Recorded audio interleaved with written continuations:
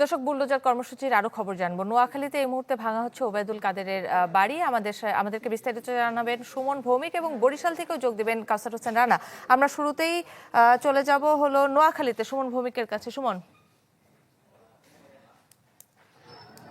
কাকলি, আসলে গতকালকে রাতে মূলত ফেসবুকে স্ট্যাটাস দিয়ে আজকে কর্মসূচিটি ঘোষণা করা হয়েছিল।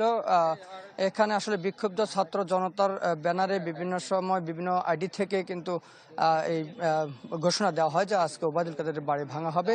11টা তারা টাইম দিলেও কিন্তু 11টা নাগাদ কোনো কিছুই হয়নি। মাত্র 3 থেকে 4 মিনিট আগে এখানে বিক্ষুব্ধ ছাত্র জনতা ওবায়দুল কাদেরের যে রাজাপুর যে বাড়িটি রয়েছে বসুরহাটের উত্তর অংশে, সে বাড়িতে তারা প্রবেশ করেছে এবং ভাঙচুর করছে। আমরা আসলে ভিতরে যেতে পাচ্ছি না, একটি কারণে সেটি হচ্ছে নেটওয়ার্ক সমস্যার কারণে আমরা হয়তো দেখাতে পাচ্ছি না। তবে বিক্ষুব্ধ জনতা, ছাত্র জনতা তারা ভিতরে গিয়েছে এবং তারা বলছে যে বিগত সময়ে ওবায়দুল কাদের এবং তার ভাই এই অঞ্চলের মানুষকে নানাভাবে নির্যাতন নিপীড়ন করেছে।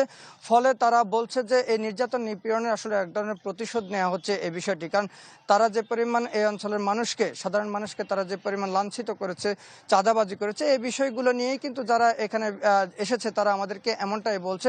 তারা বলছে যে বাড়িটি তারা ভাঙবে। তবে বুলডোজার না পাওয়ার কারণে যারা বিক্ষুব্ধ ছাত্র জনতা রয়েছে তারা মূলত নিজেরাই বিভিন্ন লাঠি সোঁটা দিয়ে তারা ভাঙচুর করার চেষ্টা করছে। ভিতরে আসলে দেখানোর চেষ্টা করছিলাম, কিন্তু নেটওয়ার্ক প্রবলেমের কারণে আমরা আসলে দেখাতে পারছি না। তবে বিক্ষুব্ধ জনতা, ছাত্র জনতা, তারা কয়েক শত ছাত্র জনতা তারা ভিতরে গিয়েছেন।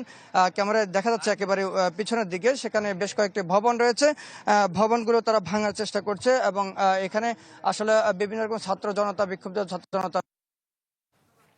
সুমন, আপনাকে ধন্যবাদ। দর্শক, আমরা চলে যেতে চাই, বরিশালে আছেন কাউসার হোসেন রানা। রানা, আমরা দেখছিলাম যে নোয়াখালীতে ভাঙচুর হচ্ছে এখন ওবায়দুল কাদেরের বাসায়। নিশ্চিন্তে খান স্বাস্থ্যকর অল টাইম পান, অল টাইম হেলদি লাইফ। বরিশালের কি অবস্থা?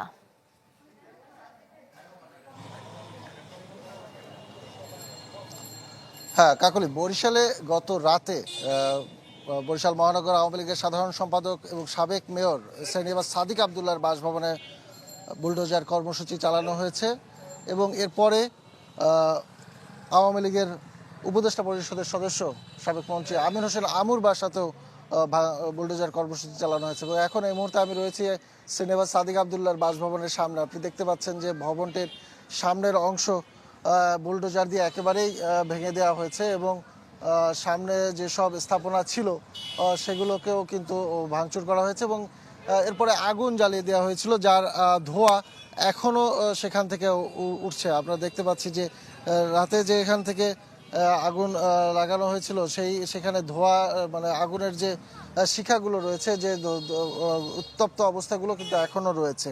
এবং এই পরিস্থিতি দেখার জন্য সকাল থেকে কিন্তু মানুষ এই ভবন দুটির সামনে ভিড় করছে।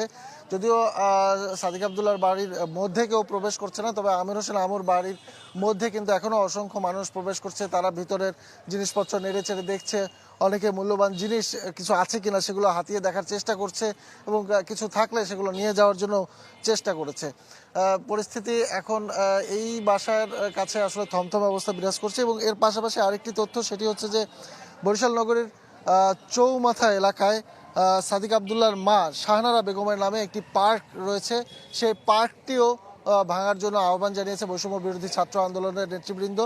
আমরা সেটি শুনেছি যে দুপুর 12:30টার সময় সেখানে জমায়েত হতে বলেছে এবং এরপরে সেটিও হয়তো বিক্ষুব্ধ ছাত্র জনতা যারা তারা ভেঙে ফেলতে পারে এমনটি তারা জানছে। তো এই ছিল এখানকার সর্বশেষ পরিস্থিতি। রানা, আপনাকে ধন্যবাদ। দর্শক, বুলডোজার কর্মসূচির খবর জানাতে বরিশাল, নোয়াখালী থেকে যুক্ত হয়েছিলেন আমাদের সহকর্মীরা।